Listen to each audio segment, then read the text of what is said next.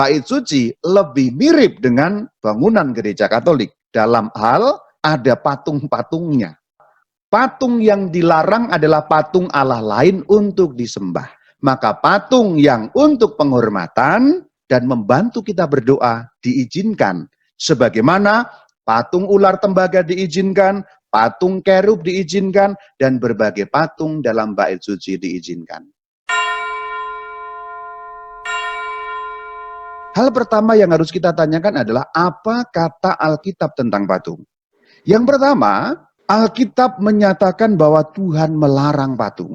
Keluaran 20 ayat 4 itu bicara mengenai larangan membuat patung. Catat ayatnya, jangan membuat bagimu patung yang menyerupai apapun yang ada di langit di atas, atau yang ada di bumi di bawah, atau yang ada di dalam air di bawah bumi. Namun hal yang kedua, Tuhan menyuruh membuat patung. Yang pertama perintah pembuatan patung ular, saudara-saudari. Ada di Bilangan 21 ayat 8. Jelas sekali Tuhan menyuruh umatnya membuat patung. Sangat jelas. Selanjutnya yang kedua, patung kerub kemah suci. Lihat Keluaran 37 ayat 7. Perintah siapa pembuatan kerub ini? Perintah siapa pembuatan tabut alias tabernakel ini? Jawabannya ada di Keluaran 36 ayat 1. Artinya yang kedua ini menyatakan bahwa ternyata Tuhan menyuruh umatnya membuat patung. Sudah ada dua bukti, saudaraku. Sekarang patung-patung bait suci. Yang tidak banyak orang tahu, di dalam bait suci itu ada banyak patung.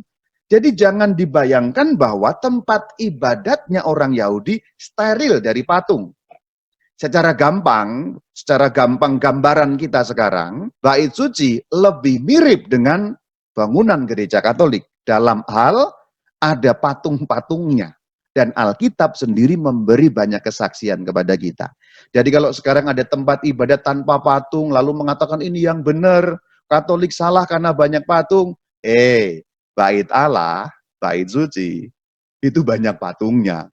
Kita akan lihat dari kitab pertama Raja-Raja, bab 6, ayat 23 nyambung seterusnya. Perhatikan, ada dua kerub. Lanjut, ayat 25. Kenapa disebut potongan badannya? Karena memang patung malaikat. Kerub itu malaikat. Ini bukan cerita mengenai kemah suci, ini bait suci atau bait Allah. Ayat selanjutnya, saudara-saudari, ayat 29. Gambar ukiran artinya patung sama saja. Bukan dua dimensi, tapi ada dimensi tiga. Sekarang kita lihat pada bab yang ke-7, masih kitab yang sama, 1 Raja-Raja, ayat 28 dan seterusnya. Dan pada papan penutup yang diapit oleh bingkai itu ada apa? Singa, lembu, dan kerub.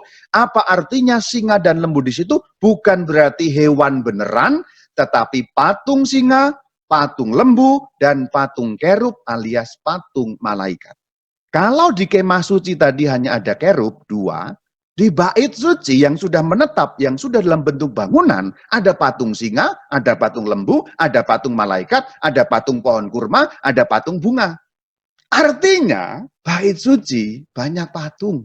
Tempat ibadatnya orang Israel yang paling suci, yaitu bait Allah, penuh dengan patung. Apakah Tuhan berkenan dengan pembuatan seperti itu? Kalau Tuhan tidak cocok dengan buatan itu, maka Tuhan akan mengatakan, kamu sesat, mengapa kamu buat patung, rombak semua. Seharusnya demikian kata Tuhan. Tetapi kemudian cerita berlanjut setelah bait suci selesai dibuat dengan segala macam patung-patungnya tadi itu, seperti apa sikap Tuhan? Apakah Tuhan berkenan? Dijelaskan dalam kitab pertama Raja-Raja bab 9 ayat 1, 2, dan 3.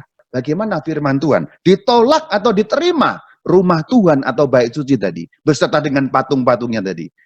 Telah kudengar doa dan permohonanmu yang kau sampaikan ke hadapanku. Ini firman Tuhan. Aku telah menguduskan rumah yang kau dirikan ini. Dan seterusnya. Artinya Tuhan berkenan dengan segala patung-patung yang dibuat dalam bait suci tadi. Jadi ada 3 bukti. Saya pilih saja 3 bukti, ada lebih dari itu. Alkitab memuat suatu keterangan bahwa Tuhan menyuruh umatnya membuat patung. Lalu kita bingung. Loh disuruh atau dilarang? Dilarang atau disuruh? Katanya tadi nggak boleh bikin patung, kok sekarang patung bertebaran di mana-mana? Inilah saudara-saudari, perlunya belajar Alkitab, mendalami dengan ajaran yang benar dan dengan tafsiran yang benar.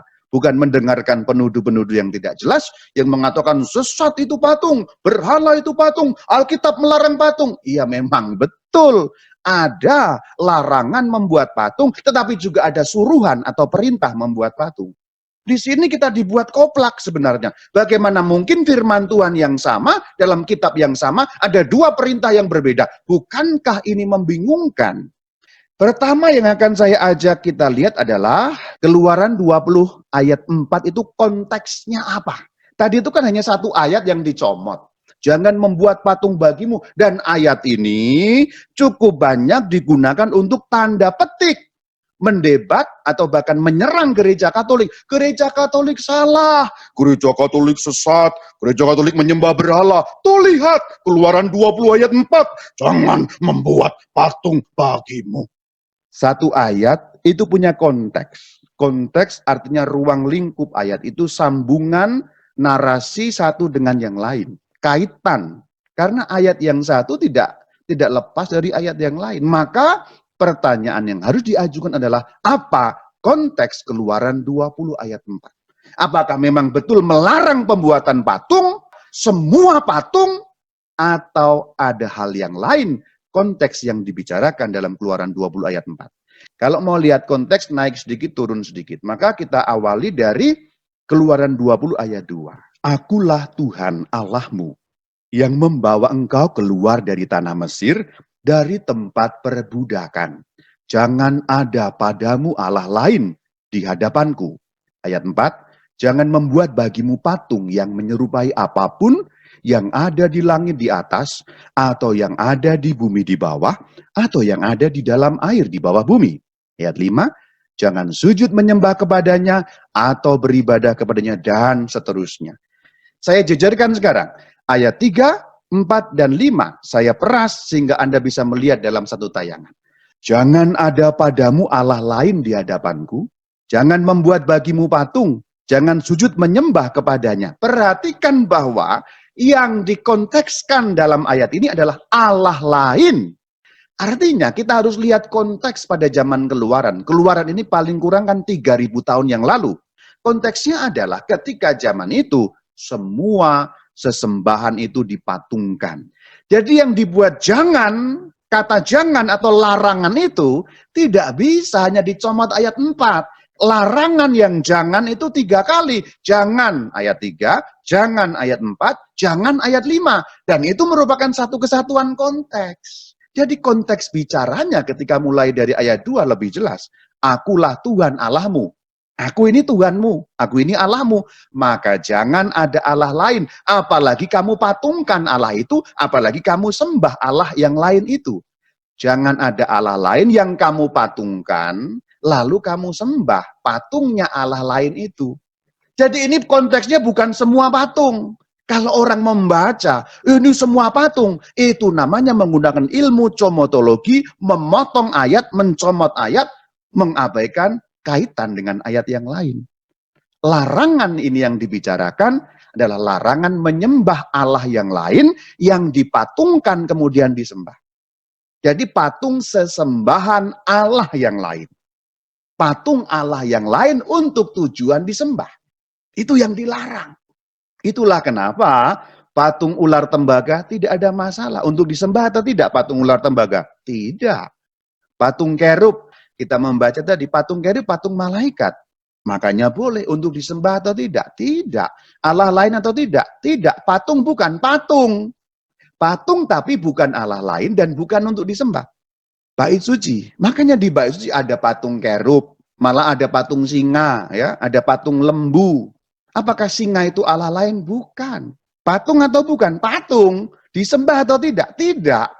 Maka ketika kita perhatikan konteks lengkapnya, orang yang mengatakan patung semua dilarang, gagal paham mengenai isi Alkitab. Ajaran gereja Katolik seperti apa mengenai patung sangat jelas dalam KGK.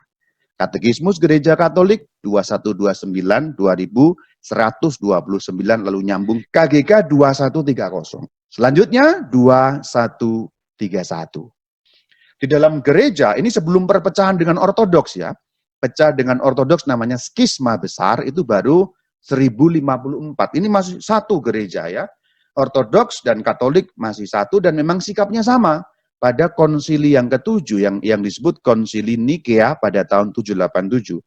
Jadi sebenarnya penolakan terhadap patung, terhadap gambar, terhadap ikon sudah ada di dalam gereja Katolik atau gereja Ortodoks tahun 700-an, abad ke-8 sudah ada.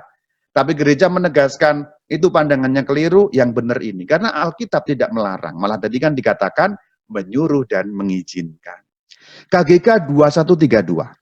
Penghormatan Kristen terhadap gambar tidak bertentangan dengan perintah pertama yang melarang patung berhala, yang dilarang patung Allah lain. Nah, jelas ya, berarti tidak bertentangan, tidak melawan Alkitab dan tidak menyembah berhala. Lanjutannya, karena penghormatan yang kita berikan kepada satu gambar menyangkut gambar asli di baliknya. Dan siapa yang menghormati gambar, menghormati pribadi yang digambarkan di dalamnya. Itu kanon dalam konsili Nikea tadi. Kanon berarti keputusan. Jadi kalau kita menghormati gambar, ini istilahnya gambar ya. Sekali lagi ada kekurangan istilah karena gambar itu image, imago dalam bahasa Latin. Jadi kata patung tercakup dalam kata gambar ya. Nah, jadi nanti jangan salah, loh kok itu kok ngomongnya gambar, Mo? Ya patung juga termasuk di dalamnya. Jadi sebenarnya menghormati imago, saya pakai Latinnya saja, berarti menghormati pribadi yang dibuat imagonya. Jadi kalau kita menghormati patungnya Bunda Maria, bukan patungnya toh, tapi yang dibalik itu Bunda Marianya atau Baginda Yesus, bukan patungnya itu sendiri, tapi yang dibalik yang digambarkan itu. Berikutnya, ini penting dicatat, penghormatan yang kita berikan kepada gambar-gambar adalah satu penghormatan yang khidmat, bukan penyembahan. Ini dibedakan sekali. Penghormatan bukan penyembahan. Menghormati tidak sama dengan menyembah. Kalau saya menghormati Pak Presiden, saya tidak menyembah Pak Presiden. Kalimat terakhir, penyembahan hanya boleh diberikan kepada Allah. Jadi gereja Katolik itu sangat pilah mengajarkan mengenai patung. Kesimpulan, pertama, Alkitab tidak melarang adanya patung. Nomor dua, patung yang dilarang adalah patung Allah lain untuk disembah. Nomor tiga, maka patung yang untuk penghormatan dan membantu kita berdoa diizinkan. Sebagaimana patung ular tembaga diizinkan, patung kerub diizinkan, dan berbagai patung dalam bait suci diizinkan. Shalom alaikum.